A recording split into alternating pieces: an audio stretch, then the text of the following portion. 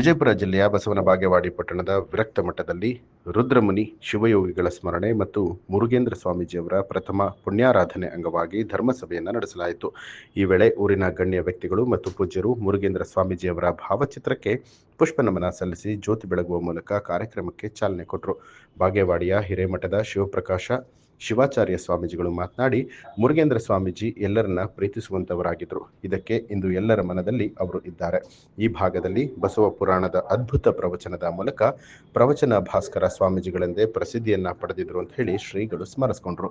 ಈ ಸಂದರ್ಭದಲ್ಲಿ ಅಭಿನವ ಮೃತ್ಯುಂಜಯ ಸ್ವಾಮೀಜಿ, ಶಿವಲಿಂಗ ಮಹಾಸ್ವಾಮೀಜಿಗಳು, ಗಣ್ಯರಾದ ಈರಣ್ಣ ಪಟ್ಟಣ ಶೆಟ್ಟಿ, ಜಗದೀಶ್ ಕೊಟ್ರ ಶೆಟ್ಟಿ, ಸಂಗನಗೌಡ ಚಿಕ್ಕೊಂಡ, ಎಸ್ ಝಳಕಿ ಸೇರಿದಂತೆ ಊರಿನ ಮುಖಂಡರು, ಭಕ್ತರು ಉಪಸ್ಥಿತರಾಗಿದ್ದರು. 6 ತಿಂಗಳ ಕಾಲ ಪುರಾಣ ಹೇಳುವಂತಹ ತಾಕತ್ತು ಯಾರಿಗಾದ್ರೂ ಇತ್ತು ಅಂತಂದ್ರೆ ಅದು ಮುರುಗೇಂದ್ರ ಮಹಾಸ್ವಾಮಿಗಳಿಗೆ ಮಾತ್ರ ಅನ್ನೋದನ್ನು ನೀವೆಲ್ಲ ಕೂಡ ಅರ್ಥ ಮಾಡ್ಕೊಳ್ಬೇಕು. ಬಹುಶಃ ಎಲ್ಲರೂ ಕೂಡ ಮಾತಾಡ್ತಾರೆ, ಆದ್ರೆ ಬೆಳಗಿನ ವಚನಗಳನ್ನು ಬಿಡಿಸುವಂತಹ ಶಕ್ತಿ ಬೇಕಲ್ಲ. ಒಬ್ಬೊಬ್ಬರಲ್ಲಿ ಒಂದೊಂದು ಕಲಾ ಇರ್ತದೆ. ಈಗ ಕರ್ಣ ಹಸಿಗೆ ಅನ್ನುವಂತಹ ಪ್ರವಚನ ಅಂದಾಗ ನಮಗೆ ನೆನಪಿಗೆ ಬರೋದು ಯಾರು? ವಚನಶಿಲಾ ಮಂಟಪದ ರೂವರಿಗಳಾದ ಚನ್ನ ಬಸವ ಅಪ್ಪಗಳು. ಬಸವ ಪುರಾಣ ಅಂದಾಗ ನಮಗೆ ನೆನಪಿಗೆ ಬರೋದು ಯಾರು? ಮುರುಗೇಂದ್ರ ಮಹಾಸ್ವಾಮಿ. ಅದರೊಳಗೂ ಸಹಿತ ಅಲ್ಲಮ ಪ್ರಭುಗಳ ಬೆಳಗಿನ ವಚನಗಳನ್ನ ಅವ್ರ ಬಾಯಿ ಒಳಗೆ ಕೇಳಬೇಕು ನಾವು. ಅವ್ರು ಯಾವಾಗೋ ಒಂದು ಕಡೆ ಮಾತಾಡೋದನ್ನ ಕೇಳಿದ್ದೆ, ಮುಳ್ಳಿಗೆ ಮುಳ್ಳು ಹಚ್ಚಿ ಬರಕ್ ಹೋಗುದು ಅಂತ ಹೇಳ್ತಿದ್ರು. ಮುಳ್ಳಿಗೆ ಮುಳ್ಳು ಹಚ್ಚಿ ಬರಕ್ ಹೋಗುದಂದ್ರೆ ಏನ್ರಿ? ಮುಳ್ಳಿಗೆ ಮುಳ್ಳು ಹಚ್ಚಿ ಬರಕ್ ಹೋಗುದು ಅಂತ ಹೇಳ್ತಿದ್ರು ಅವ್ರಿಗೆ. ಅಲ್ಲಮ್ಮನ ವಚನ ಇದು, ಬೆಳಗಿನ ವಚನ ಇದು.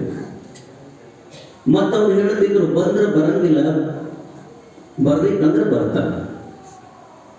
ಮುಳ್ಳಿಗೆ ಮುಳ್ಳು ಹಚ್ಚಿ ಬರಕ್ ಹೋಗುದು ಅಂತಂದ್ರೆ ಏನು ಅಂತ ನಾವು ಕೇಳಿದಾಗ ಅವ್ರು ಹೇಳ್ತಿದ್ರು, ಈ ಮುಳ್ಳು ಬದನೆಕಾಯಿ ಅಂತ ಬೆಳೀತಿದ್ರು ರೈತರು.